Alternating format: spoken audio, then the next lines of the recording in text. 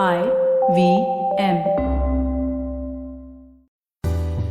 So if I'm going to train one half of humanity on taking a no for a no, it's only when I'm going to open up the conversation from or re-anchor the conversation from the right of refusal to the privilege of choice. And we've not, through movies, through music, even the good ones, even the great ones, even the ones that we are making on rape, we are still anchoring the conversation on the right of refusal, which is by saying, which is for a woman, it's like saying, oh yeah, you can have the change.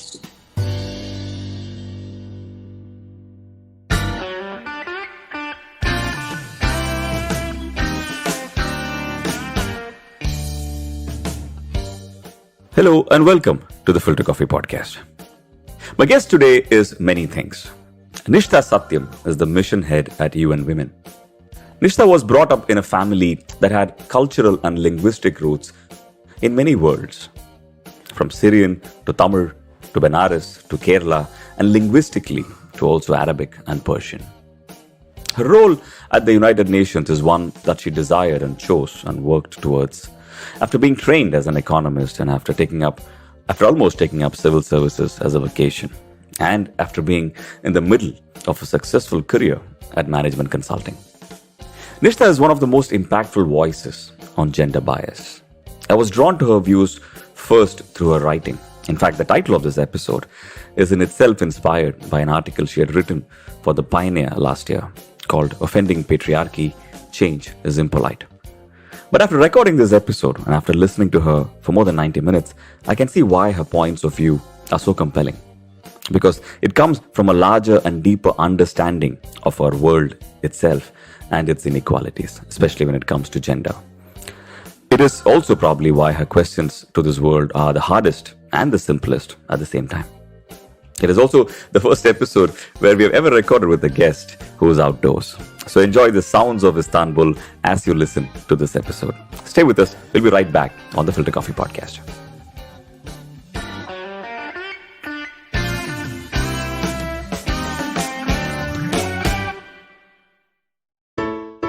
Hello. It's been another great week on the IVM Podcast Network. On Simplified, the hosts uncover reasons behind legendary music artists selling their catalogs for insane sums of money. On Paisa Vaisa, Anupam talks to Arun Chaudhary. He's the Director and Chief Business Officer of N-Stock by Mirai Assets. They discuss how the platform enables users to trade in shares with zero brokerage. On All Things Policy, the Takshashila folk highlight the preventions necessary to be taken in order to curtail monkeypox. On The Habit Coach, Ashton shares how one can navigate through their anger and the best ways to deal with it. And on Cock and Bull, Cyrus, Shreyas, Antariksha and myself are amused by Balenciaga's trash pouch, which is worth 1.4 lakh rupees. Once again, would like to remind you all about our merch. There's some amazing stuff out there. Please go to our website, ivmpodcast.com. Click on the shop tab and do check out what's available there. I'm sure you'll find something you like. Do follow us on social media. We're IVM Podcast on Twitter, Facebook, Instagram, and LinkedIn. And also, I'd like to remind you all to please tell a friend about this show if you're enjoying it. It will give you somebody to talk to the show about. Yeah, it really does help us too, so that too. Also, please rate us on any of the platforms you're listening to us on, and you can check us out on YouTube. We have a page on our website which basically lists all our YouTube channels. Please go check that out. And finally, we would like to thank our sponsors this week, Boat Lifestyle, Small Case, and Intel vPro. Thank you so much for making this possible. Welcome to the Filter Koffee Podcast, Nishtha. Where are you talking to us from? Hi, Karthik. Very, very pleased to be here. I'm talking to you from Istanbul, which is one of the cities that I love the most. Beautiful. So do I. It's a bit of a scenery change for this conversation. For the benefit of the audience, we started recording this episode a few days back, and at which point in time you were in Dharmapuri. That is right. Marginally different from Istanbul in terms of the setting. And then, of course, you had to travel in between. Very, very happy that you're there. I don't think I've ever recorded with a guest who's outdoors while recording. So that's fantastic. We love the view. Oh, I'm glad.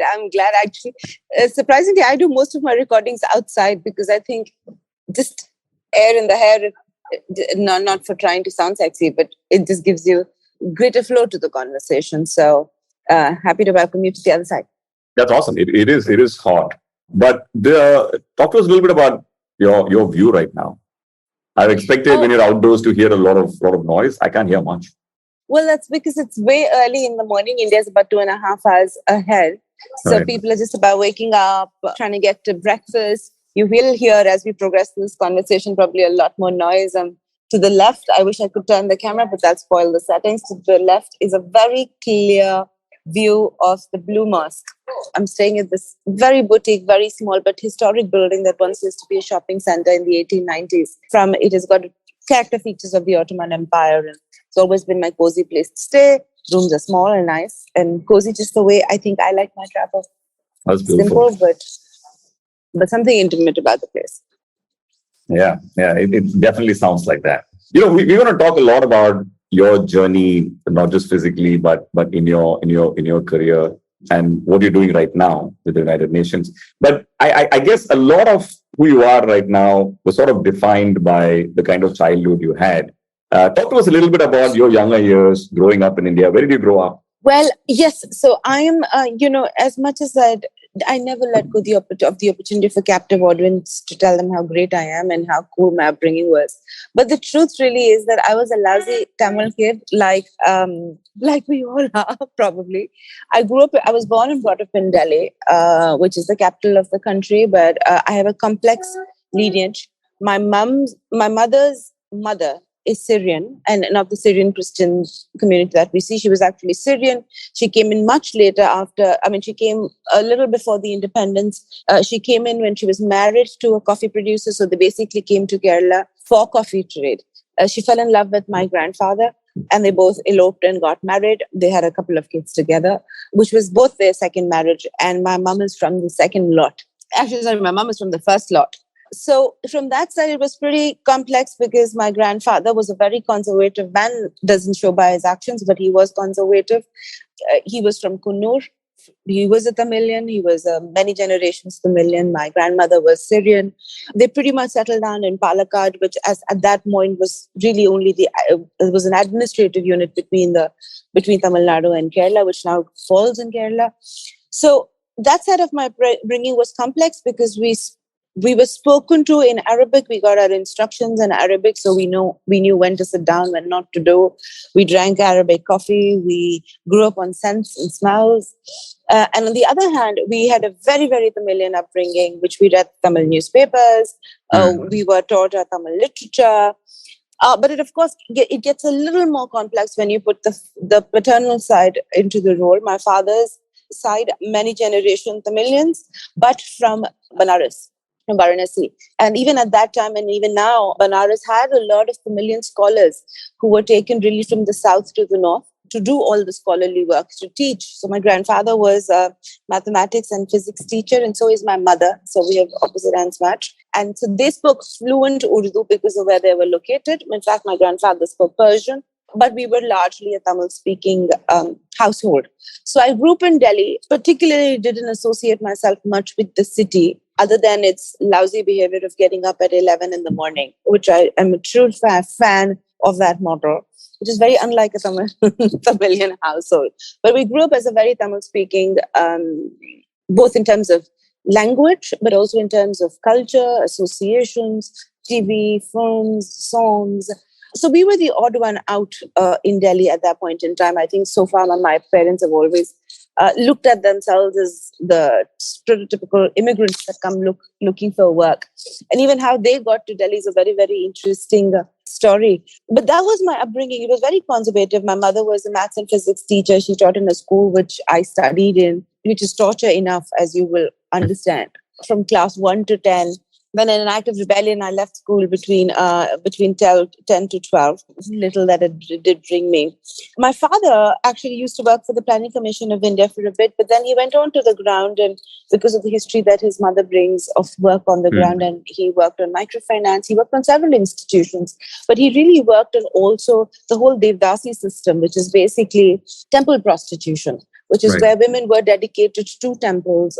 They were sex workers and pretty much invisible on the land of human rights or on the scape of human rights. And I think a lot of that got into my upbringing. But we were very conservative. I don't want to say we were poor. We were a lower middle class in many ways. We had, we grew up with the same aspirations of, a stable job, a stable career, family, children, this is what you live for. We were reading the newspaper and summarizing it as punishment, like many of us. I think that would resonate. We were watching TV in a timed way, but there was a strict restriction on the content that I could watch.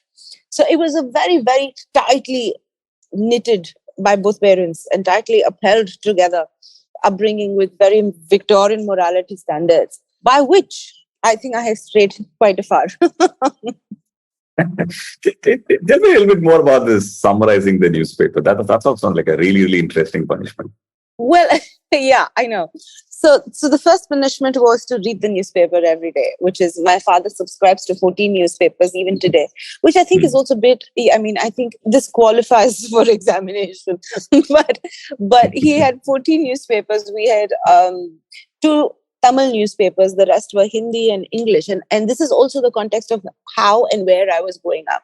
What was his go-to paper? If you had to buy one, what would you buy? His go-to paper was the Hindu and the Indian Express. My go-to paper was Tintin. I love the guy. Well, we were very starkly different in our opinion then and now. So first we had to read the newspaper, at least 3 of them, and it was never a choice. The Hindu and the Indian Express were permanent, so then you could pick one of your choice. I'm not sure what that choice was, but we had to pick one. Now, if you goof up in any which way, which I had a natural disposition to, you would summarize the newspaper, an article of the newspaper in about 3 lines or 4 lines. And I'm not too sure what that meant, because I thought the newspaper in itself was a summary. And I didn't know why you had to summarize a summary. And so I think we had doctrinal differences on that approach growing up. And in most of the fights and retaliation was, but this is what's already said in the newspaper. What have you done? And I'm like, well, how do you summarize it? Is this a summary? So so our punishments was, they were pretty brash and very unexciting, I must say. Summarizing newspapers, kneeling down, looking at the wall, which I thoroughly enjoyed as a loner. I was like, this is it. This is my introvert moment. This is the punishment of my dreams. This is the punishment of my dreams. I don't need to see you guys. I need to just lean towards the wall. So I grew up on bizarre things like that, but which are very common in Indian households, I think. Yeah, that's wonderful. I'm just trying to visualize this, such a multicultural setting and such a disposition to being world aware. You must have grown up with a lot of familiarity to the way the world works, with a lot of understanding of the inequalities in it. But then, when it comes to gender bias, which, from what I can see was to be the theme of most of your career, so to say. Where were the seeds of that sown? Right? What are some of the incidents that sort of sparked that in your mind? Well, you're right. I grew up in an extremely multicultural and also multilinguistic. I think we never quite put our fingers on the fact that language is an extremely important aspect of how we communicate. And it also shapes our worldview. Once you understand that the words that you use every day, like kursi or maafi or things, or shukriya, we think we were born with it, we invented it. And when you realize that these words that have come from so far off, it shows how much the world had traveled to come to you, which is in itself a very humbling realization of what you are in the universe of things and how small your world is. So it does give you a worldview when you're in an environment of knowing how much everything that makes up a household, right? Cultures, practices, and the fact that we are not the custodians of these things. We have inherited, and in India, so lucky to have inherited the wealth that we have in terms of language and culture and religion and diversity. What it does do is it may not tell you what it does. It may in ways may or may not define what you can be or what you are, but it definitely defines what you not are, right? And I think that's the wealth of diversity in my life, that it immediately ruled off a list of things that I could not be. I could not be intolerant. I could not think that Hindi was the only language spoken in the country, because in my little home, which is my micro unit, we were being talked to in 5 different languages, or a kind of food, or to look at someone and say, well, that's you shouldn't eat that, you mustn't do that, right? So I think very early in life, because of how I grew up, I very quickly got rid of the you must not, you cannot, this is not, this should not, very confirmative words like that kind of went out of my vocabulary very soon, because a very broad set of people defined those lists for me. Now, gender, I think it's quite surprising. I had some very strong women in my family, and they were strong in their own ways. My mother is a very demure, very domesticated is such a cheap word, but I'm just trying to look at other ways of saying this. So I grew up with very strong women, and very different kinds of strong women. So my mother was one kind of strong woman. She's demure. She's very docile. She's one of the most soft-spoken women I have known in my life. Extremely centered in her moral compass. Very strong views of what you can and what you must not, what women should do, what women should not. But if you look at the other aspects of life, she at her age in the 1980s, she got married at 38, right? And she was doing her PhD in mathematics and physics, and she said, I don't want to have a baby, which is me, until I complete my PhD, which even today is a very bizarre reality in some of our homes, right? But if you put that, and if you think that a woman who must have made that decision is probably also marching on the streets with a flag, and like we keep saying, the bra burning feminists. So she must be bra burning feminists, but she isn't. She held strong on some very things without the temperament of what we today have stereotyped as a feminist. My grandmother on my mother's side, on the other hand, was she had very deep rooted notions of beauty. So if she was on the video call on the other side, she would say that I'm wearing sunglasses that look like it's a man's, been borrowed from a man. I'm wearing a white dress. So this to her is a masculine display. Then and she expected women to be jeweled and beautiful with long hair, neatly manicured nails. But at the same time, she tripped over her boundaries. She came to a new land, saw my grandfather, fell in love for the second time, dared to do those things, dared to recenter her moral compass. I'm not saying that is a matter of morality, but she did, and got married and had a couple of children and accepted a whole new culture on the other side. My mother's father, who was a typical Tamilian, she was a Chambram family. She did all the rituals. It's an interesting story. She was the wife of a professor who taught physics and mathematics. So my grandmother there, she was married to a professor. She had 6 children. Out of them, 2 were differently able. She was very dedicated to the household. And then she served the widows' her home in Banaras, right? Which is when the Sati used to happen, when Sati was still in practice, which is still the 1960s. And people find that surprising when you reiterate that detail, that it's not too far when we stop pushing women to the funeral pyres of their men. The only choice that you had is you could not remarry as a widow. So you had the choice to either jump into the husband's funeral pyre or get out and make your way to a widow's home in Benares, right? And so she served there. There seems to be a very... animated.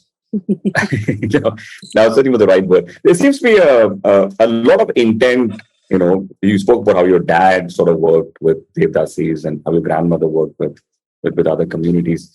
There's a lot of intent that I'm hearing, in the household that you grew up on getting to the field and trying to make a change. Right? Where does that come from, really? I think, it's a cascade. It's a cascade, right? Like my grandmother started with it. She put that in my father. My father, in turn, put that, planted that seed somewhere in me. So, though if you look at my career, I didn't start by doing that. I started with the usual things that let's make money. I didn't think particularly the poor could help the poor, and I was like, I'm poor. I don't think I can change anybody's life. And I started out the first 8-9 years doing things that I particularly was not in line with these things. But the thing is that when you grow up with a seed planted inside you, when you have the seed, you bear the fruit, right? And that's the truth, that you do reap what you sow. And I may not have chosen what was sown, but I may have been just passive audience to it.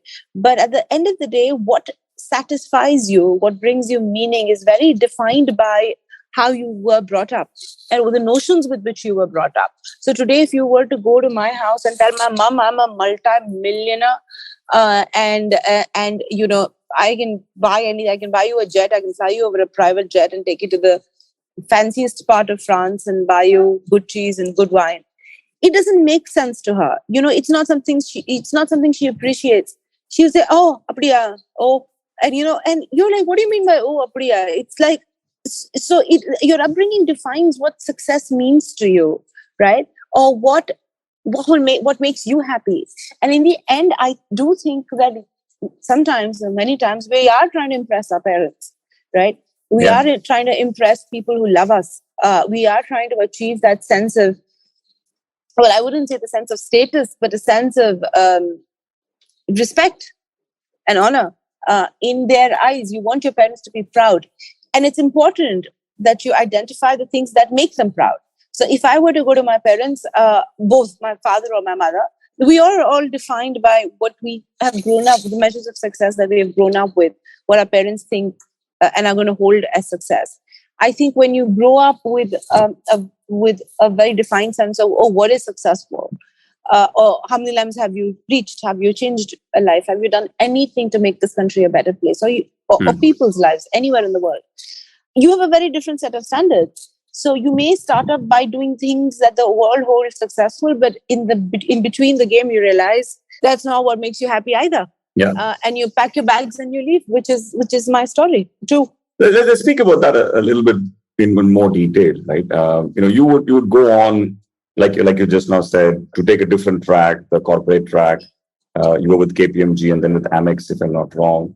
Talk to us a little bit about that journey and why you felt, that's not the rest of the road, and why you need to pivot to what you're doing right now. Well, actually, I have a slightly more complex work history than that, and something that I usually don't talk about. But I actually started with the civil services, and I did not want to be a civil servant. I actually wanted to be a journalist. And in those days, one had seen in India, in very local ways, one had seen Barkha covering the Kargil war when I was growing up. And you thought, oh my good Lord, a woman covering a war, this is possible, right?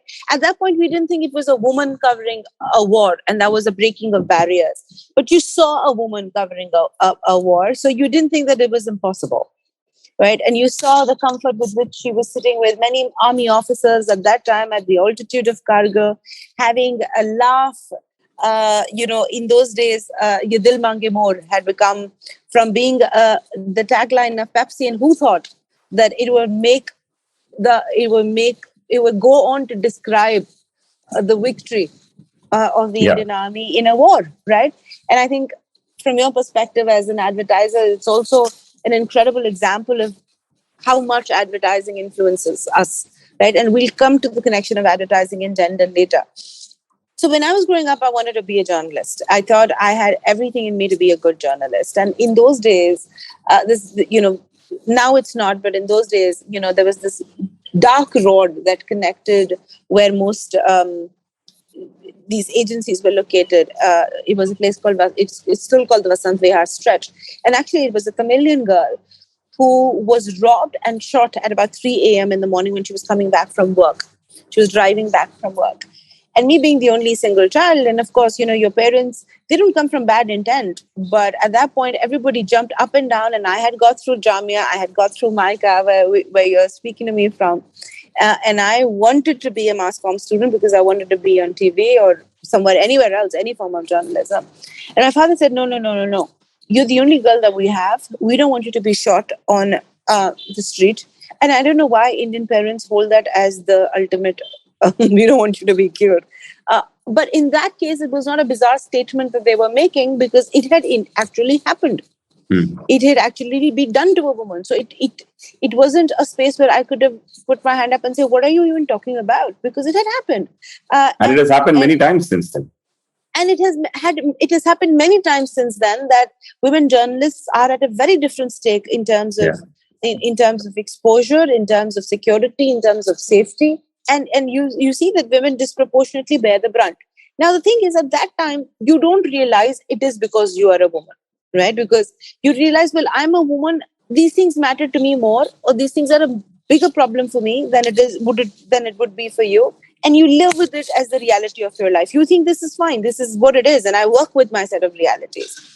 So I wanted to be a journalist. And in that anger of not having been allowed to, I gave my civil services and I passed. Now, what a tragedy, right? And my father had a friend at the Ministry of Petroleum, and a minute of silence for these things. And he took me there and he said, look at how powerful they are. They ring a bell and people come and you can sign papers.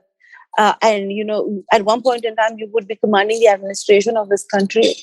And in your mind, you're like, what a bad sales pitch, dude. This is the least convincing pitch I've heard for anything in my life. Like, you can sign papers is, I think, where he lost me completely.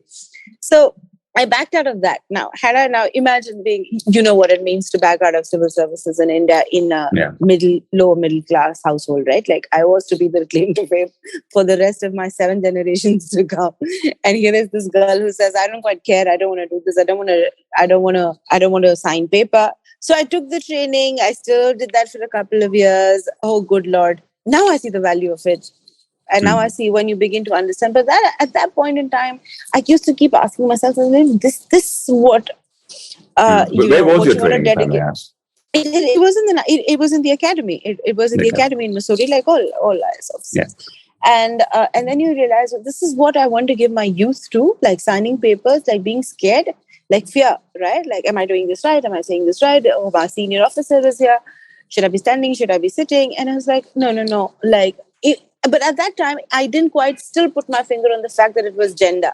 I kept putting my fact on the fact that I was younger, in sometimes very young actually, and also the fact that I innately did not have the temperament for certain things.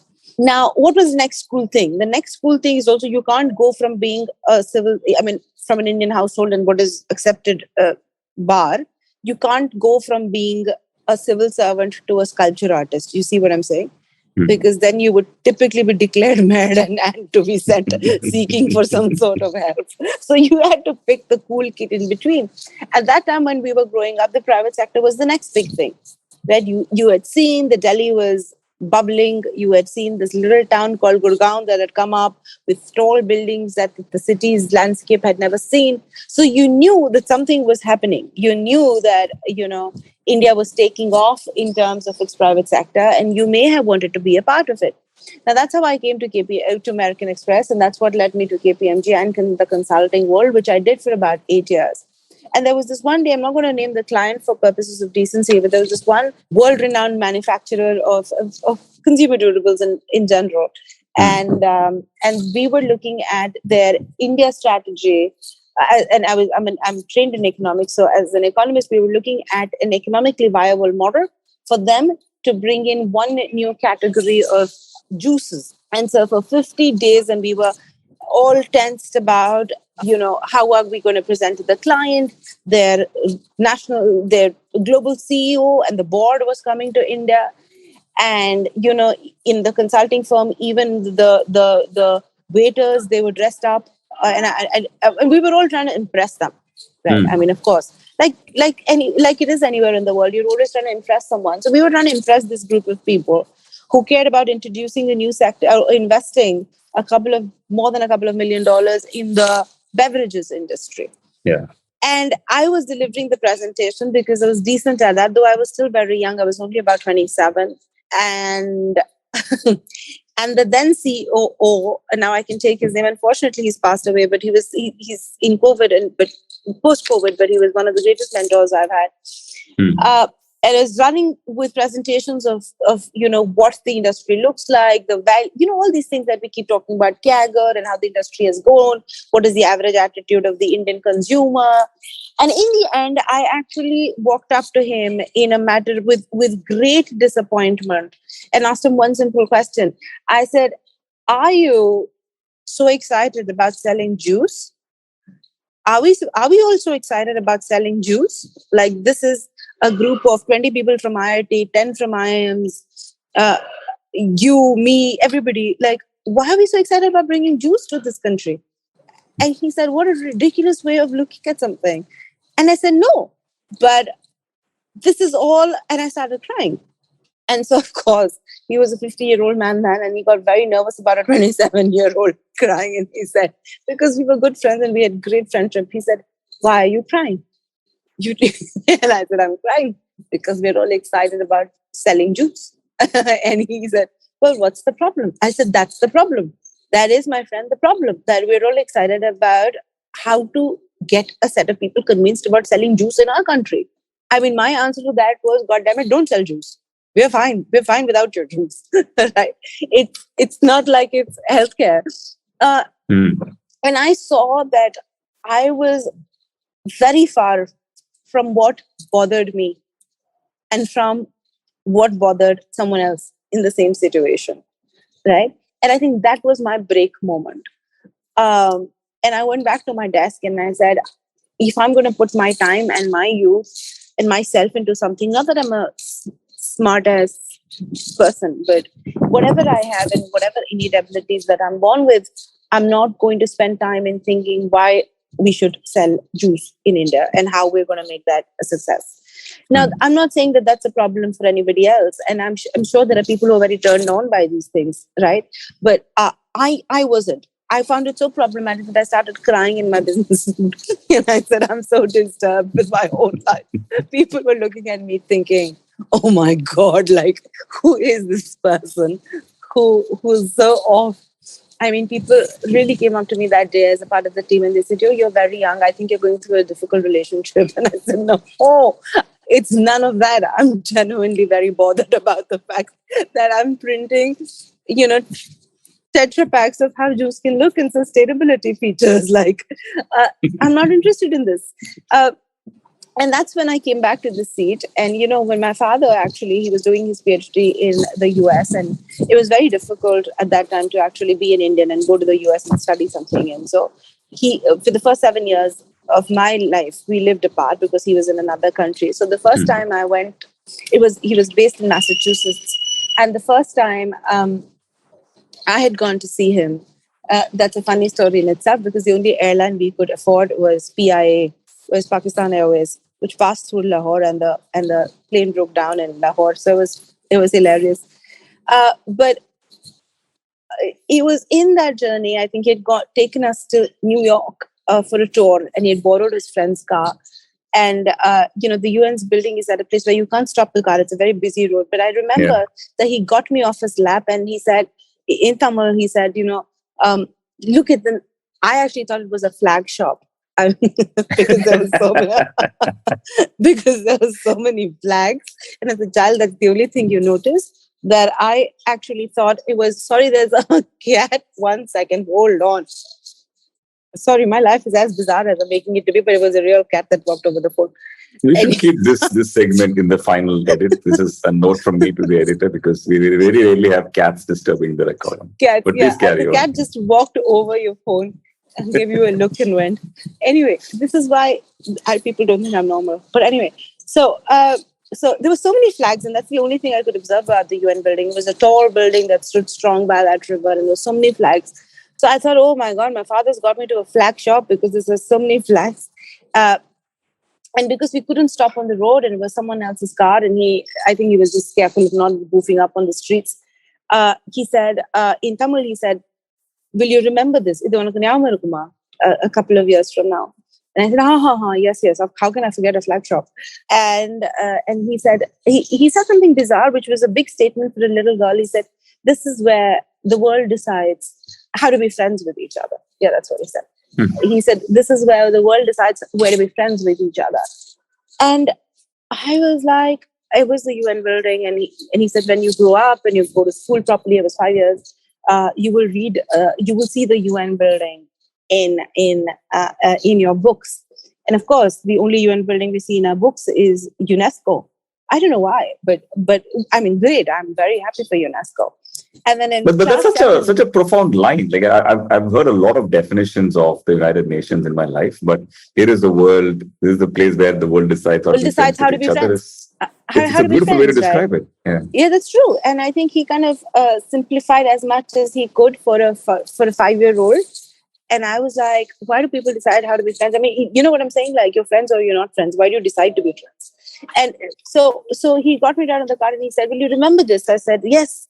And he looked at all the flags and they were all lined up. And he said, "This is where the world decides how to be friends. Decides how to be friends." And I said, I didn't quite register that line. It sounded bizarre. It didn't make any sense to me. I thought, what do you mean world decides how to be friends? You're either friends or friends, right? I mean, my version of friends in nursery was you pally up with someone who's ready to share the tiffin with you. It's great. That's what makes you friends. I had no other definition. And so it was a little off that time. And then he said, "You'll read it in your books when you grow up." So then we came back to Delhi. It was a short trip, and I think it was class 6 or 7 when they teach you about world organizations. And I opened the book, and I saw the UN, and I realized that I had been there. So I got so excited that in between the class, when the teacher was talking, I put my hand up and I said, "I've been here." and and she said, "Oh, okay, cool kid. Thank you very much. Peace out, homie." Like you weren't asked. And I said, no, I'm serious. I went here. I've gone here. And my father's taken me here. And in many, many years, I realized that it was a flag shop in a very different way. It was a flag shop in a way that the smallest countries were represented. It was a flag shop that represented equality of many sorts. And I think it was a profound moment when our moral education teacher, who's basically the teacher who tells you do not lie, do not cheat, do not steal, those kinds of things, which I think is incredibly important. I'm sorry, I don't want to laugh and make it a non-factor. But you had you remember the time when we had moral sciences as a course? Correct, I don't think correct. kids and do if you these days. failed it, I'm not even. I don't even know a kid. But sorry, again, bizarre things to say. But I don't know whether they teach them, but it was very basic. I think you were taught don't teach, don't lie, don't lie, don't cheat, don't covet some other people's things like that, right? Which is incredibly good principles. But I think one of the most astounding things that our moral science teacher did was teach us the Human Declaration of Human Rights, Universal Declaration of Human Rights. And it wasn't done anywhere else. But I knew the Human Rights Declaration by on the tip of my fingers. Wow. And we understood that how countries work together was a moral science of some sort, right? And it was based on exactly the same principle: do not lie, do not cheat, do not covet another man's goods, or do not covet your neighbor's assets. And so one realized the linkage between simple things, how that was applied in a world economic order, how it was a code of conduct for the world together. And so on that day, bringing the story back and rounding it up to the let down with the juice department. So I was printing this. I was printing a copy of what we were positioning as sustainability factors in the Indian market size variant of the Tetra Pak. And a colleague of mine at that day said, "Oh, no, don't you know this has to be a color print?" I said, "Color print for what? Why do you want to waste color?" And they're like, no, but you can't present a black and white copy of a Tetra Pak to the global CEO of the next company. I said, "Why? How is this important? Like, this is his Tetra Pak. He should know it. Why should I present it to him in color?" I think that was a breakdown moment when I realized, well, this did not bring me happiness. And at the same time, there were many people in that room who were very excited, and rightly so maybe, to having had the opportunity of meeting the global CEO of a next company. I didn't think it was an opportunity because I didn't think that X company solved the X problem. And so it was not exciting for me. And so I came back to my desk and I Googled the UN in India and I applied for the first job. It had nothing to do with me on the website, and nothing to do with me. And usually, we had already gotten into the league of mobile phones. It was still awkward to get a phone from a landline. And once I got a phone, 15, 20 days, and I forgot about it. I was like, well, I don't think the UN's ever going to call me back. I mean, come on, how does the UN call you back and apply on a website? Because we all have this notion of bureaucracy that you need to know the Lord of Lords to be in there. And you don't think of them as fair organizations, which is what I thought. 15 days later, I got a call from a missed call from a landline number. which I called back on, and it was a recorded message that I'd called back on, and it said, "Welcome to the United Nations. Please press the number if you know the extension." I was like, "Welcome to what?" And I really liked the voice, so I called back again and said, "Welcome to the United Nations." I knew I went for the interview. I didn't get the job. And in that interview, there was a lady who said, "Oh, you're an incredibly bright person. Why do you want to be with the UN?" And I thought that was such a revelation to her and to me. And I said, if you think I'm an incredibly bright person, then I should be in the UN. If your statement is true, then I feel very validated about my choice. I didn't get that job. I kept applying and I kept calling into that recorded message, hoping that something would happen. But I think it's a little bit of God's grace, and it's a little bit of what you deeply desire for yourself. In another 6 months, I came in as the private sector advisor for the UN. And I realized that their view of the private sector was so different and so true, that it was the largest engine of growth that employed people, that gave people a living, that employed the youth. They needed a certain kind of skill. And I felt very blessed to have had both perspectives. And they were worried about the private sector, not because they were bringing in Jews, but because it brought in employment. It brought in some investment into farmers, whatever, And one could see how the world worked. Immediately, one could see the way the world worked in different ways and connected in different ways. But that's how I got into the UN. And when I got into the UN, I worked for UNDP for a couple of years, and then I worked into UN Women. And that to me, actually, personally, was a point of, when you say, "Oh, now I have arrived," right? All my preconceived notions, all my fears, everything that I was witnessing in my life as a woman had arrived. My experiences had arrived. And the reason is because finally I realized that there was vocabulary, that there was language for everything that I was feeling. The language may have been some two simple words like gender stereotypes or gender bias, right? But this is not language that we grow up with. We don't make people conscious of what they're fighting. So I knew that there was some push-pull throughout my life that I had experienced. I just didn't know what it was called. And when I came into UN Women, I was so happy to see that this was not my struggle alone, that women had struggled for this for years together. There was language to say this to the rest of the world, that this was global conversation. And the fact that addressing this global conversation could bring in more to the world, and there were ways of doing so. So now you are, part of UNDP, and your journey there will take you to a bunch of places, including East Timor. Okay? And talk to us a little bit about your journey within UN. What are some of the first projects you were a part of? What do you learn from them? Well, I started as the private sector advisor. Then I came in to UN Women as somebody who develops the national monitoring and evaluation framework for how do we evaluate, how do we monitor what we do or we don't do as the UN. Then I worked on partnerships with the private sector, which is going to the other side and saying, listen, these are the things that we can go together.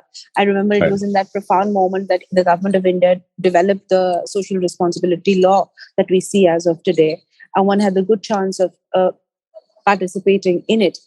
And then it was both a stroke of luck and timing, and I think intent, that I was the youngest. I was then appointed as taken from the lot as one of the youngest women across any country to represent a UN agency in their own country, in their host country, which means the country that they're from.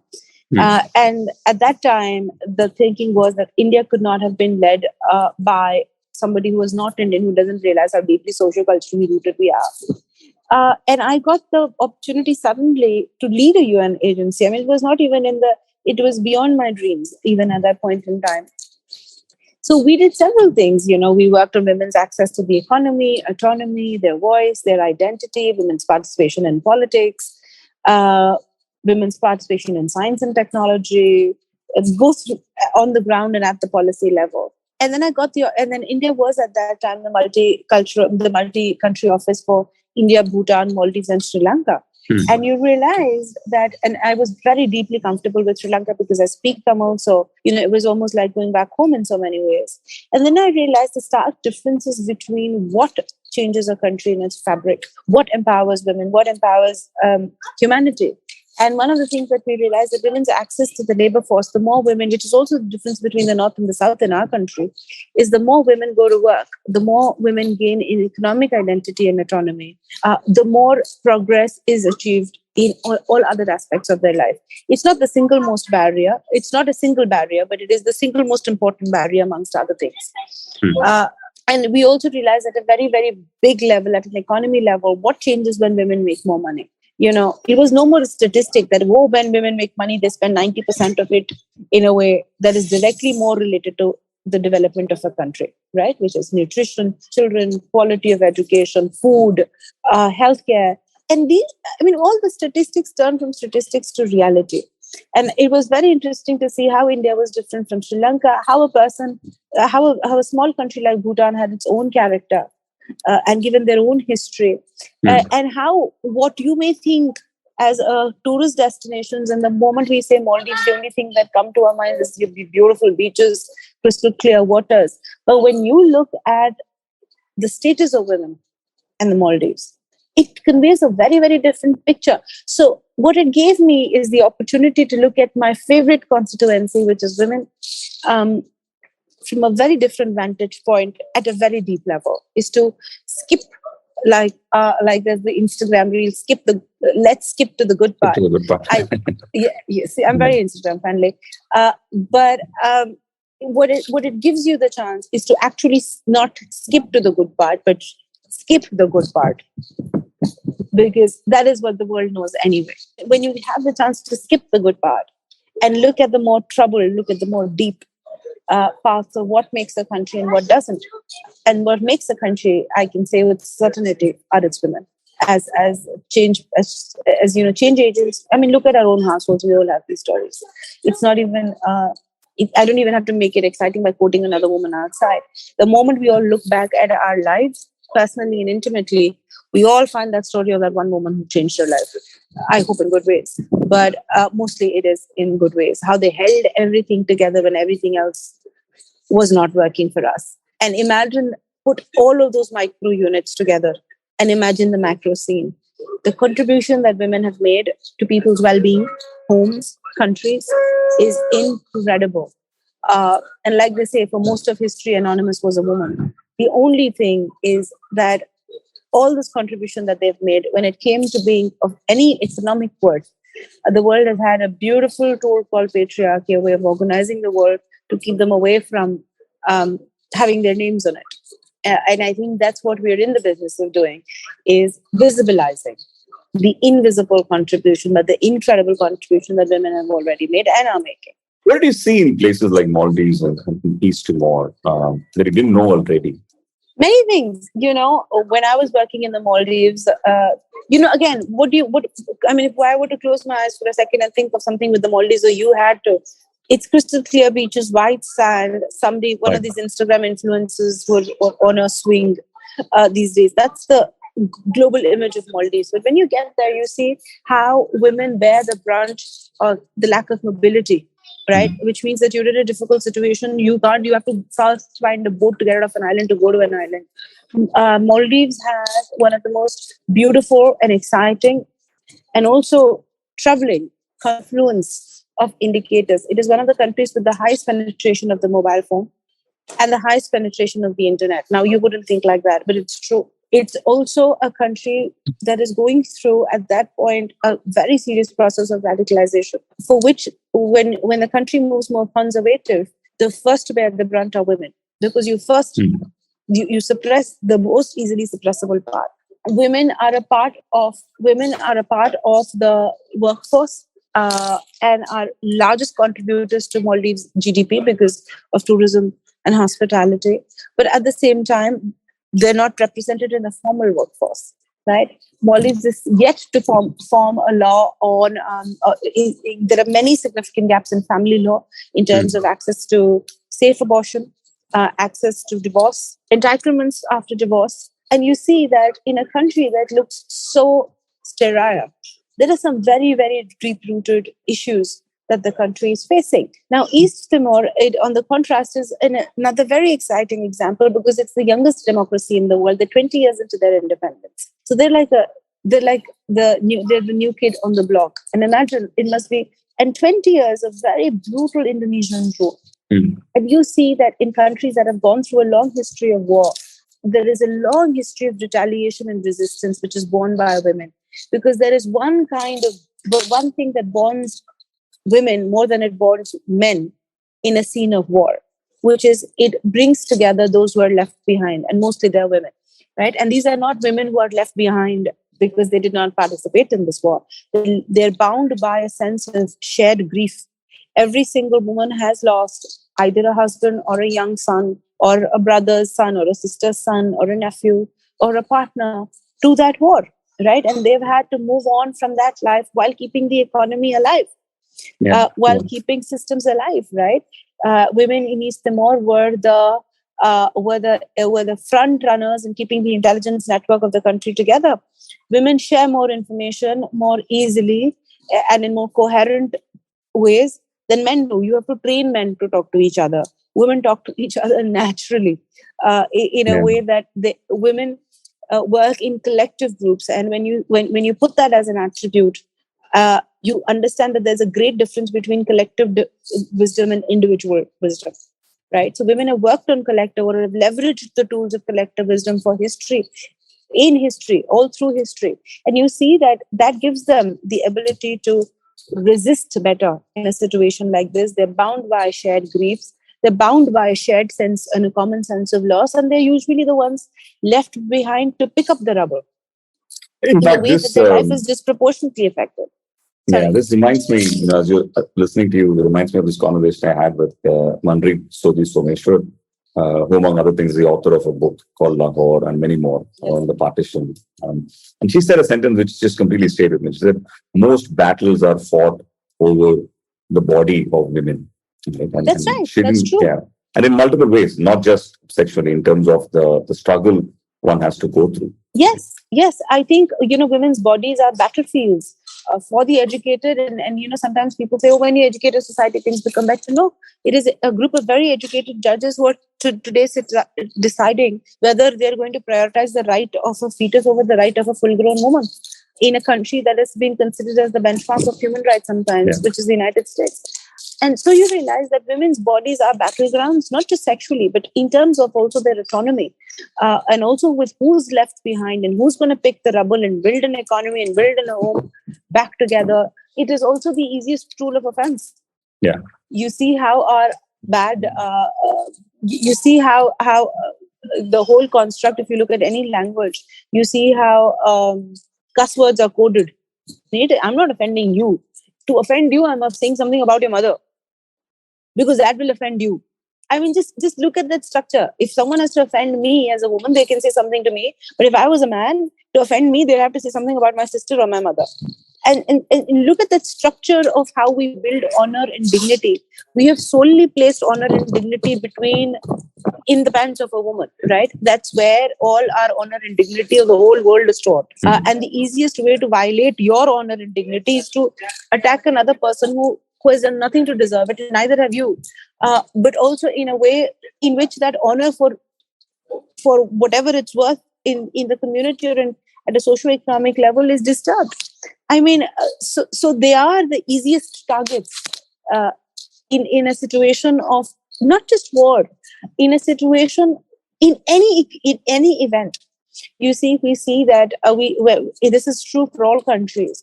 More truer for some other countries, lesser for some. When there is a catastrophic natural event like an earthquake or a drought, you see it's almost, or a tsunami, right? Where there's a natural disaster, it has affected the economy of a country. It is very easy and almost predictable to say that trafficking of young girls will go up by anywhere between 20 to 30% in that economy. Because what is the most economic worth and least social worth? The combination of the most economic and the least social worth for your family is the body of a girl.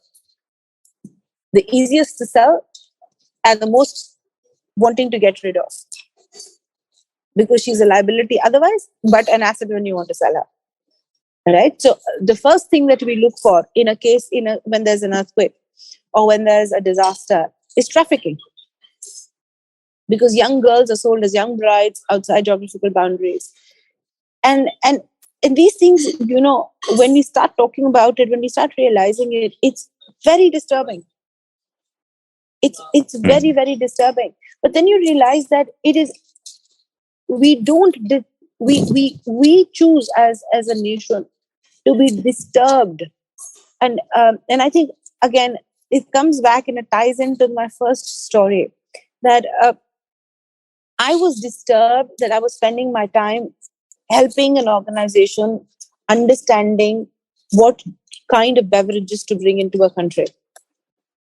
Right? I was disturbed because I was spending my time doing it. Now, what we choose to be disturbed by reveals in some way our aspirations, but also our moral conscience of a certain time. Right? The fact is that India as a country, and many other countries in the world, actually, the world at large, is disturbed not by the lack of rights of women. It is disturbed when it gets to a heinous crime. Yeah. We are disturbed when we talk about rape only when we accompany it with a sentence to say she was brutally raped. We are angered when it is a brutal incident, when it's unbearable by any levels of human conscience. We are not disturbed that the woman next door or the woman in our house might be getting pushed, might be getting abused, has exactly the same potential as you, but cannot go to work because she has to rear those 2 children. We are not disturbed by the fact that women subsidize our living every single day. They subsidize our mental well-being. They subsidize our existence. Men have also been able to achieve so much because there is somebody holding the door behind them. Yeah. Right? And it really, but it doesn't anger us on an everyday basis. And I'm not saying that it doesn't anger men. It doesn't anger women either. Right? But it angers men much lesser. And I saw a wonderful post on Instagram and immediately took a screenshot. It was a picture of a woman looking out of the window and she says, "Oh, I really wanted to be a joyful feminist. Unfortunately, I've grown up very angry." Right? And it revealed to me my own status in life, that I wanted to grow up as a joyful feminist. I'm still managed to be joyful in many ways, but it angers me. Right? And what we are angered by as a society helps us understand the rage we must have and the urgency we must have, change something, not because it doesn't work for me, but it also doesn't work for me, but it also doesn't work for someone else. The problem with gender equality is that it has always been positioned as this conversation that works for women and doesn't work for men. Right? Now, I don't know how many men in my own circle, which is a very progressive, so-called progressive, elite, liberal thinking set of friends. I'm not so sure how many men have the capability, and I'm having a very frank conversation with Karthik, have the capability to not display traits of what is considered prototypical masculinity. Right? The moment a man is in front of a woman, he thinks, "Oh my God, now I have to drive this bike. I can't fall off it." Imagine. Men find that embarrassing, right? I am supposed to be holding the doors and being perfectly chivalrous. At the same time, I have to pay the bill every single time. I can't come back and say I've had a very bad day at my job. I've been kicked out. I have no job. I don't think men have had many liberties in their life because we've stuck to stereotypical notions, right? And gender in itself as a construct is as performative for men. It's a performance, right? You can't say, "Oh, now I have fathered 3 kids. I've had a job till I was 45. I'm just assuming, or 40. I have a great deep baritone voice. Now from tomorrow, I'm going to wear a skirt because I like it. Now I'm done." Right? Gender for you, like it is for me, a constantly performative exercise. I have to get up and prove every single day, and so do you, that I am a woman and you're a man. And there are ways to do it, that the world has decided. Sorry. And there are ways to do and there are ways to do it. Right? And I think it's time that we free up because it limits possibilities. It limits who you and I can be. Of course, the difference is that we're in a knife cage, you're in a golden cage. right? And that doesn't change. But we're nevertheless all caged by these biases and stereotypes. For women, it's extremely damaging because it disproportionately affects all parts of our well-being. It limits an economy from what it can be. It limits a country from what it can be. It's like playing a game with 50% of the team seated on the bench watching the game. Well, they're fully worthwhile players, right? Now, I don't think it would be a sane decision of any coach or any selector to build a team where 50% of the job of the team is to sit there as fully worthwhile able players, right? And I just don't think that's a sane decision. But unfortunately, we've never positioned gender equality as the smart thing to do. We've always positioned it as the right thing to do, right? Like a very comparable example, but because it doesn't impact 50% of the population, is climate change, right? We think we should all use solar energy because the ice in Antarctica will not melt if I change my bulb from electricity to solar energy. No, I don't think you will buy. Myself will not buy this conversation, because when somebody's talking to me like that, I'm like, that's okay, bro. The Maldives can down and the ice in Antarctica can melt. And I'm happy to be on electricity and not shift to a solar panel where I have to depend on the sun. But that's not the conversation. We are not investing in solar energy because the ice in Antarctica will not melt sooner or will not. We are investing in it because it's economically viable. And it happens to be more sustainable. Right? And therefore, the combination of the two makes it for an interesting choice. The same thing for gender. The reason we must do it is because it's the smart thing to do. It also happens to be the right thing to do for 50% of the population.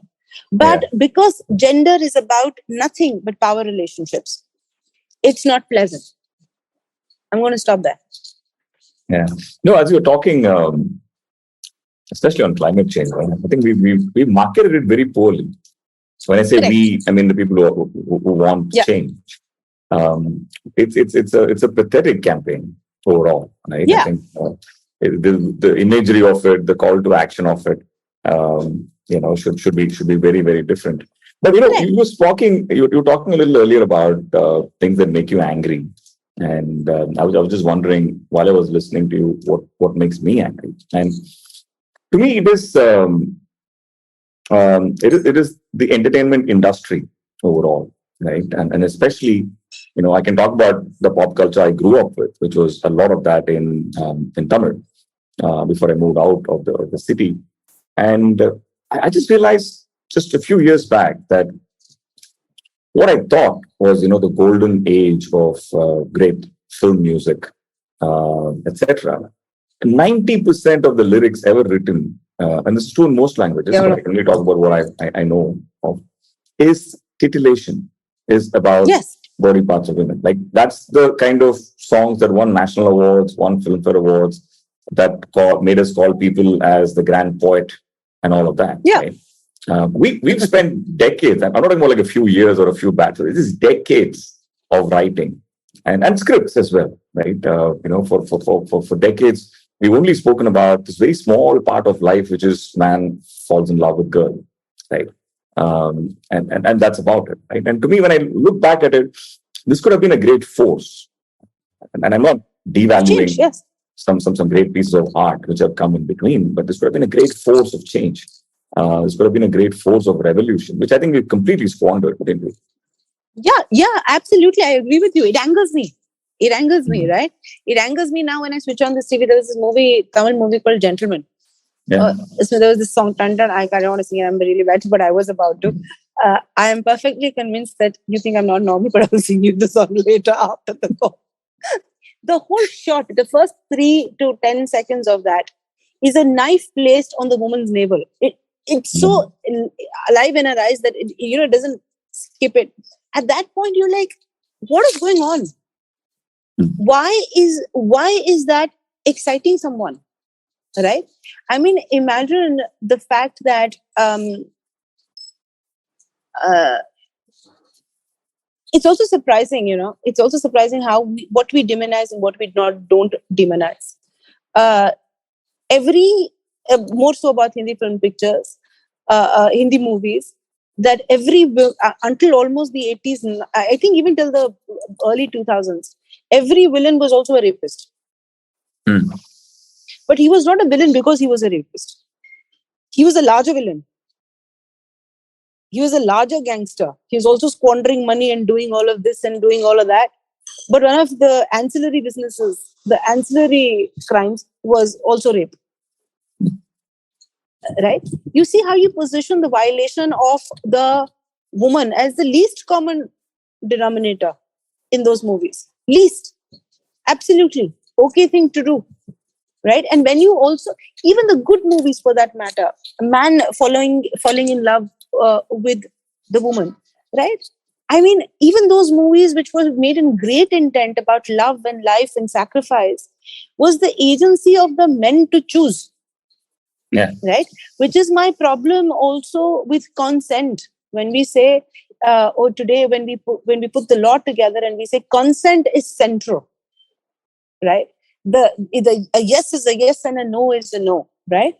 When you say consent is central and you're building a parallel narrative in which the only right of a woman is the right to refuse. So you may hit on me and you may like me. The only agency with me to say, sir, no. My no is a no. Right? Leave alone the fact that we are not having a conversation on the women's right to pleasure. We're not having a conversation on women's right to choice. So it is all even in a movie. You and I were put in a movie. It was about you falling in love with me, you choosing me, or was me saying no, or sorry, okay, this is doable. Right? In most movies, it is not about me making that choice actively. It is not about the voice choice of a woman or the agency of women. And therefore, when we talk about particularly sexual consent, because it's a little tricky as a subject, consent is also a spectrum, right? When we say, oh, well, a yes is a yes and a no is a no is only going to be a no if there is space for a yes. If you're going to judge me on the yes, then I'm going to have to act it up a bit and say no while I mean a yes. Because you're not accepting my yes. You're not going to think I'm a great woman if I say yes. If my understanding of the world is the moment I open my mouth and say yes and say, oh yeah, come buddy, this is workable. That's not acceptable. And then there are women who you take to your mother, and I find these things so irritating. There are women who you take to your mother and there are women that you don't. What does that mean? It is because there is a moral judgment there, right? And the woman who says yes because she's expressing her voice, choice, and agency is not the woman you take to your mother. But it does not make me any lesser of a woman if I'm allowed to say what I mean. So if I'm going to train one half of humanity on taking a no for a no, it's only when I'm going to open up the conversation re-anchor the conversation from the right of refusal to the privilege of choice. And we've not, through movies, through music, even the good ones, even the great ones, even the ones that we are making on rape, we are still anchoring the conversation on the right of refusal, which is by saying, which is for a woman, it's like saying, oh yeah, you can have the change. You can keep the change. That's as much as you get in this whole revolution that you're leading. That's so beautifully put. This is pivoting to change, right? When you're talking about what can be done. I was reading this other article where you speak about how if one has to sort of change this, step one will be to offend the patriarchy, right? And this offense is not a bug; it's a feature of the change that we're talking about. Right? And talk to me a little bit about that. Well, like I said, I think the pitch for gender equality has been loose and lousy, right? Because what we've positioned it is like pizza, like a 12-inch pizza. Okay. Of course, if I take 3 slices, you're going to get 3 slices lesser. But that's not the universe of human rights. I am not taking anything from men. I'm not taking it from you. I'm taking it for me. I'm claiming my space that I have not had, that I anyway am working towards. I'm claiming what belongs to me. Okay. This whole conversation of gender equality, the reason it feels a little awkward, it's because it's like it makes men feel that you're going to open a bit of the gate and leave a little bit of your land that you have paid for. that belongs to you, and then say, fine, you can stretch your home a little bit more, but don't encroach on my space, right? Now, that is essentially not what gender equality is, because it is not what you give up for me. It is the space that belongs to me, that I am claiming, not from you, but for me, right? And like we spoke earlier, me doing that is also going to, and if you are a partner in that, is also going to open your golden cage, and you will also have greater chances and scope to not be a part of this performative exercise. Women also now today want to build a house in which the man can say, listen, I'm not great at what I do at work.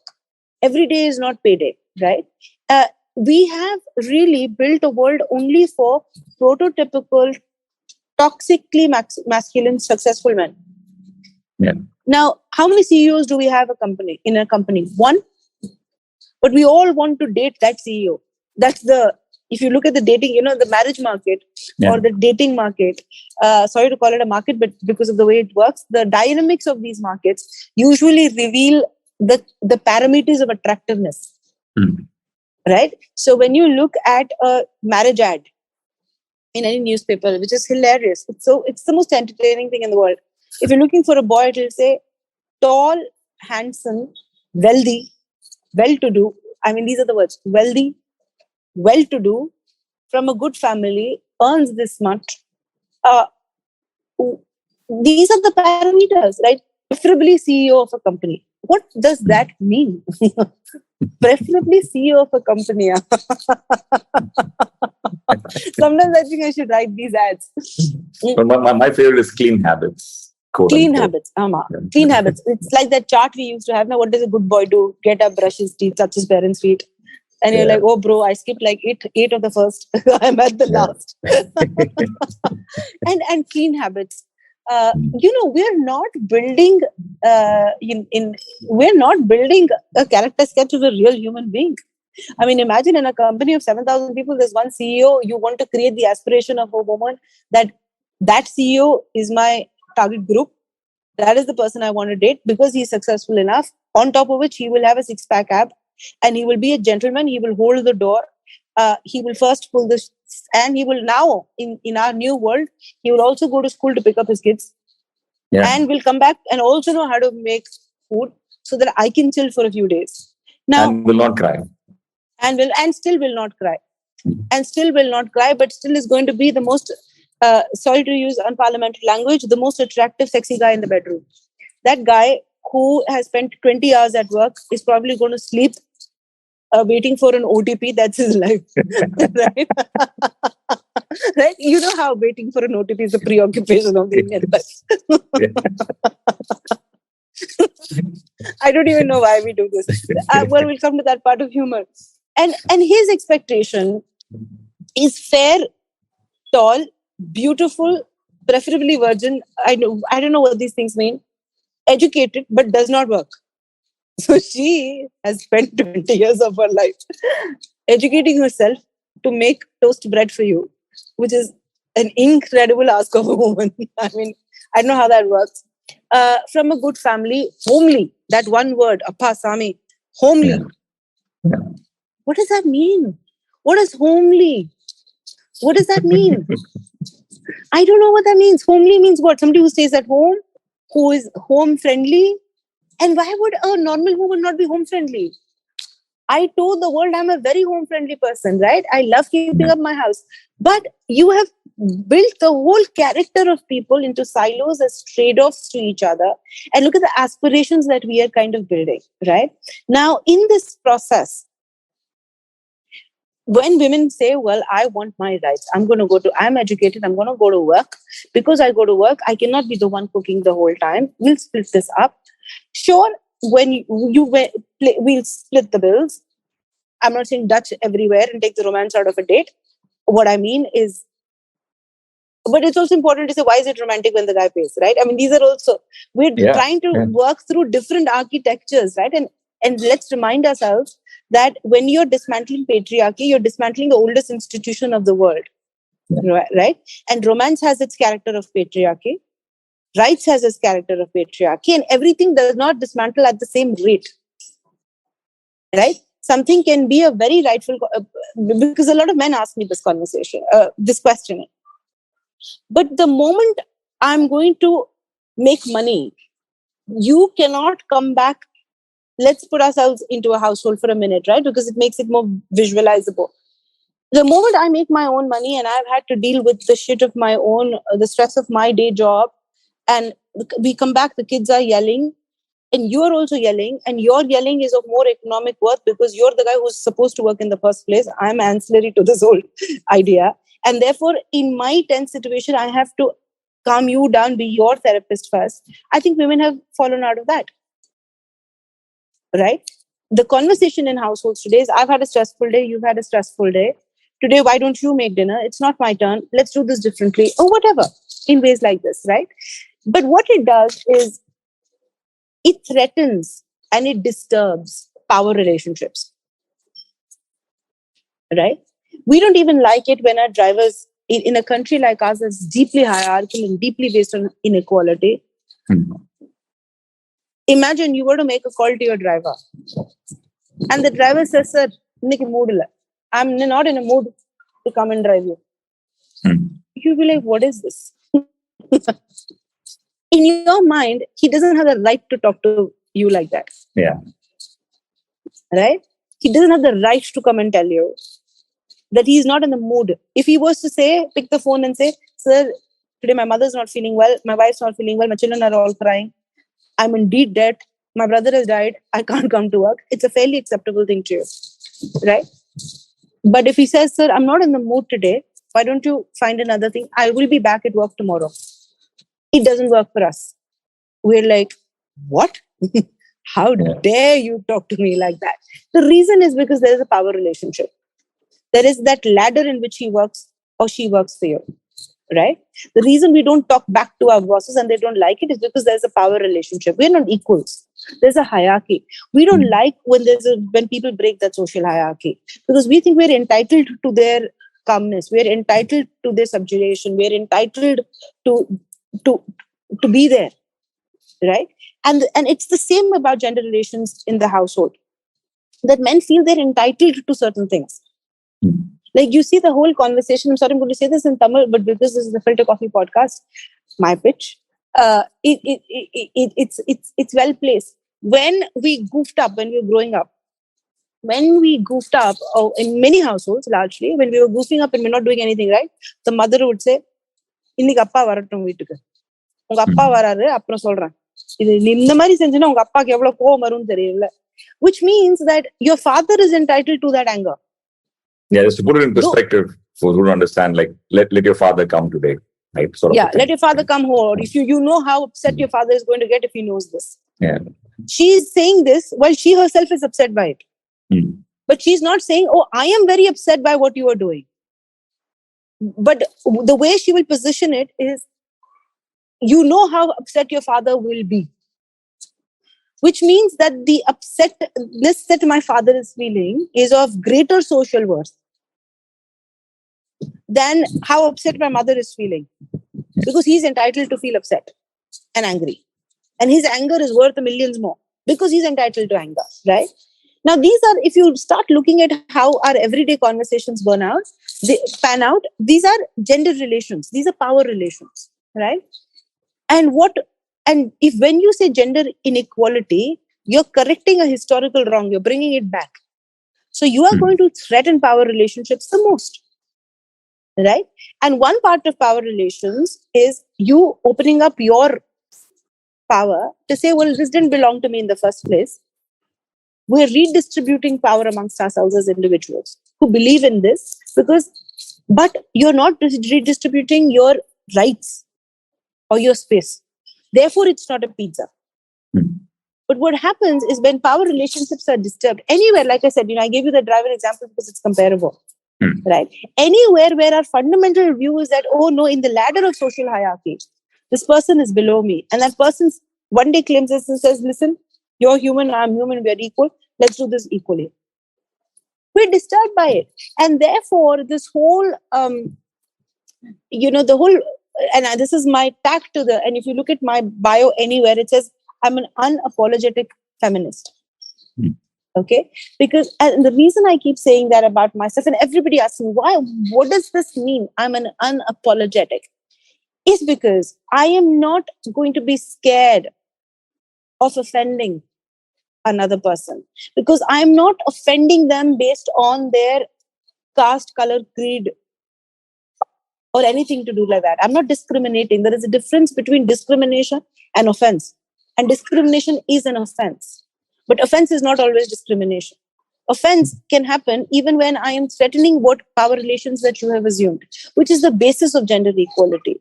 So to think that we are going to change the world without upsetting anybody, you change the sofa, location of, I promise you, you change the location of the sofa in your house, you will upset someone. Yeah. Now, if you can't change the location of a spoon in a household, one box you pick up from somewhere and put it where you want for the next 20 days. Let's make that an important category of things. Salt. Okay. Now, I'll give you a small social experiment. You pick up a box of salt that is going to be used in everyday cooking and say, I think it should be next to the bed. The person who's cooking is going to lose their mind. You're going to be thrown out of that household. I promise you, you're welcome to Istanbul. But it will upset someone. Because change is upsetting, because it bothers someone's routine, it bothers someone's comfort, it bothers someone's convenience, someone's schedule, imagination of how the world is and should be. Now, if you can't move a sofa and a box of salt in a house without upsetting, you are definitely going to upset a set of people when you're questioning the whole balance of the world. Right?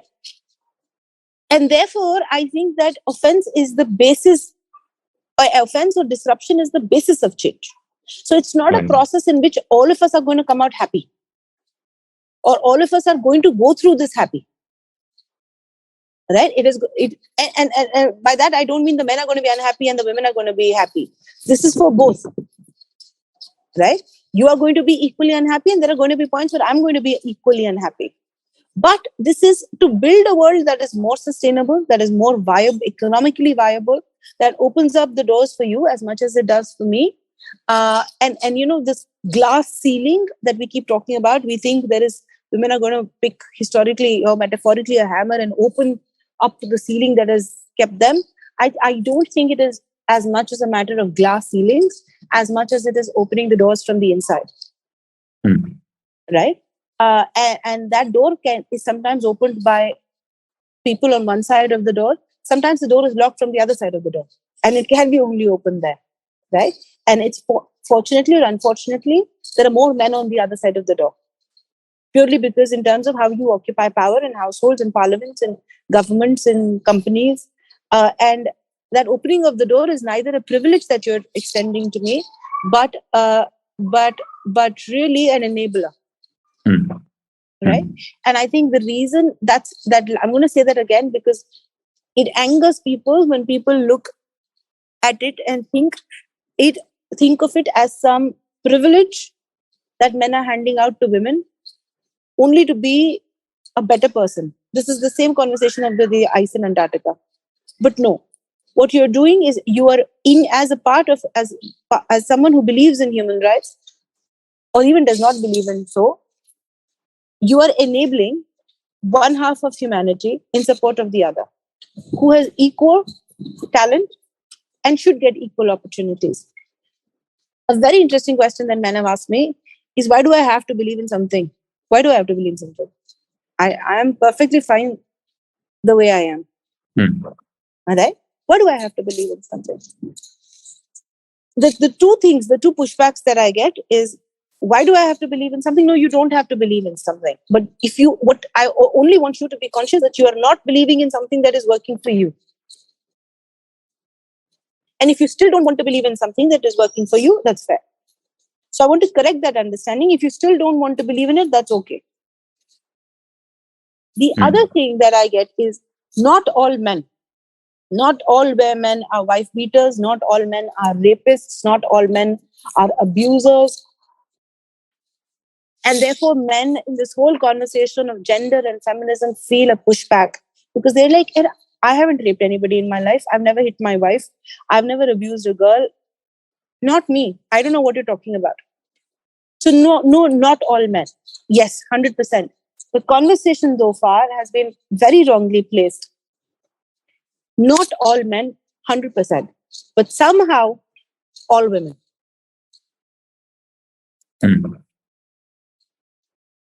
Somehow, all women.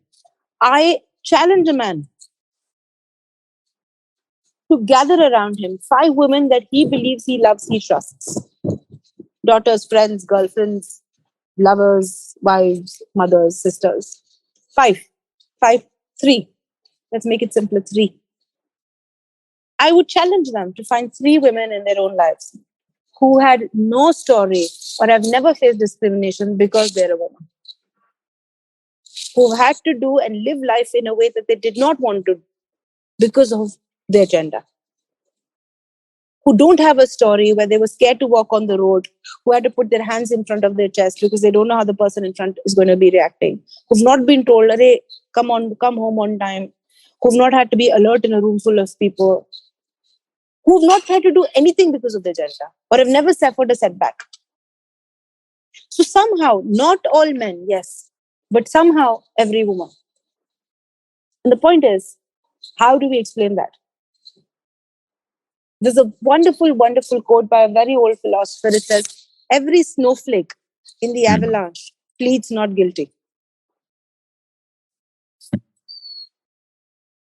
And so this is not about a conversation. Feminism is not a conversation about framing a man. Oh, Angapura perpetrator. No. Yeah. But the conversation that women are wanting to have is to say, well, there goes my partner. There goes the person who can help me solve this. There goes the most important ally in achieving this. Some of them are perpetrators, many of them are not. But every single one of them is a partner for sure. So this is not, I want to take this opportunity to co-conceive feminism, not as this male-bashing bastion, bra-burning feminists. We were against stereotypes. Women burned bras for a reason. It's not like, oh, women took off their bras and started burning it because they thought women should be equal. And we have to get enough and deep into the history of things before we start using these stereotypes. But this is neither a male-bashing bastion, neither are we going to all be very equally happy about going through this. But it is going to equally benefit us all in the pursuit of building a world that is a better world for you, is a less performative world for you, as it is for me, where I am on board as a partner. And I think any team, a team cannot run on, we cannot be reserve candidates for all of human history after having played the game equally. Yeah. So I think it's time again that we have jerseys with our own name. And I think the team will be stronger and we will always play the game better. Because there are 2 of us that also bring a very different set of skills and complementarities on the table in many other aspects. So it does make a better world. Yeah. You're talking about understanding, movements like bra burning historically, so on and so forth. That reminds me of the genesis of Wonder Woman, right? As a character, and its connections to the suffrage movement and how it was created as an icon of something else. While if you look at the DC version of it today on screen, you wouldn't even think that it had its roots in for That's example. True. It almost seems a little underwhelming after this. I love listening to you. I love how you articulate the problem, right? Without diluting it. It almost seems underwhelming to pivot from here. But what I wanted to ask you is, as the UN, as UN women, right? People understand UN exactly the way your father defined it for you, right? It's something that comes into play when nations are at war. But when it comes to human rights, especially gender, what is the role that UN play? Think of me as the completely uninitiated, and can you explain that to us? Sure.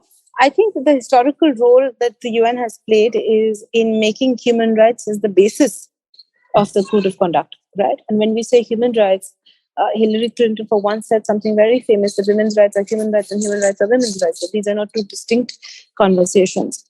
But I think the contribution of the UN to world order, and I know in recent times there are like a million memes on the value that we bring and we don't bring in the Russia and Ukraine conflict, is beyond anything, is to also table the discourse. You see, when the Universal Declaration of Human Rights was being written, there were 183 or 180 countries in the room, but there were only about 3 women. Okay, it was on the basis of the negotiation of those 3 women that the word women was integrated in the Universal Declaration of Human Rights. Because that word existed in the Universal Declaration of Human Rights, the UN later drew up a convention called the Convention on the Elimination of Discrimination Against Women and Girls. Today, that 193 countries have signed up to and report on. And it culminates into an annual conference called the Status of Women, CSW, right? We're running, I think, the 67th CSW, where world leaders, again, it's like a mini General Assembly, but on the agenda of women's rights. The contribution of the UN historically has been to table the discourse, and that's not a small contribution, right? Today, me and you are talking about climate change. We know about it. We're thinking whether we should think about this plastic bottle or not, is because we know, we have spoken about it now for a very, very long time. You don't achieve, like they say, you don't achieve what you do not measure. Because you don't know, right? And the truth is that they have, from the perspective of gender, it has brought more women into the table. And there's a very famous saying which says, if you're not on the table, you're on the menu. It's also my Instagram post yesterday saying this pitch, but it is true. If you're not on the table, you're on the menu. If you're not discussing and an active part in your voice, choice, and agency is not a part of defining, you cannot be for, the UN has ensured the principal agreement that you cannot be for women without women. You cannot be for anything without them. Right? I don't want a black suit and a tie explaining what women's rights means. I think I should be on the table to say it, because it's based on my lived experiences. And therefore, I think the greatest contribution of the UN is to table the discourse on gender, is to make this a subject of global and therefore national importance, is to ensure that women are looked at as a focus constituency, as a matter of policy, and to ensure that the whole aspect of women's rights is not accidental, it is intentional. And I'm going to stop that, because what is accidental, we may achieve what is accidental, but we have achieved it accidentally. And therefore, it will always remain on the margins or peripheral. What we achieve intentionally is what we measure as change. And what we measure as change is what we aspire for as change. And the fact that the UN has got the aspiration of laid in you and me, or today we're having this conversation on gender, is because you and me aspire for a more equal world. I'm not saying this is directly attributable to the UN, but it is indeed the UN that set the discourse, that set the plate for the dialogue and for the discourse on this. And to that extent, I'm very happy. Awesome. Nishtha, we were fantastically over time, but I wouldn't have done it any other way. I think we were planning for a 45-minute or an hour's conversation, but this was wonderful listening to you. Extraordinarily inspiring. Thank you so much for your time. And, my pleasure. Good luck with your trip to Istanbul. Thank you very much, Karthik. We must stay in touch. And of course, your team has my number. I'd love to stay in touch to also see how we can do other things. This is still on record, but there are many other very interesting ideas to do with Tamil Nadu, which I'd be happy to explore with you. Sorry for the cat walking over. That was a bit awkward. But no, that was a highlight. Yeah. No, I'm sorry. When I sent that message, we find a wrap. I was speaking to the producers. I think I wrongly sent that to you. No, that's fine. It was good that I knew that you were not asking that in an explorative way. But I'm happy. I'm happy to have ended into the UN. And let me know how this goes. Let me know when this goes on air. I'd be very happy to listen into it. And look forward to staying in touch. Thank you so much for your time. Okay, bye-bye. Good luck. Cheers. Have fun, guys. Bye.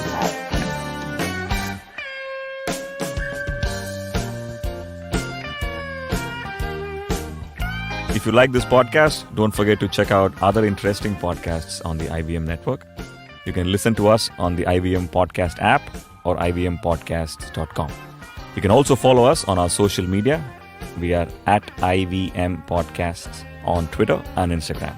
And if you want to reach out to me, I am _Karthik, that's Karthik with an H, on Twitter, and Filter_Koffee, that's Coffee with a K, on Instagram.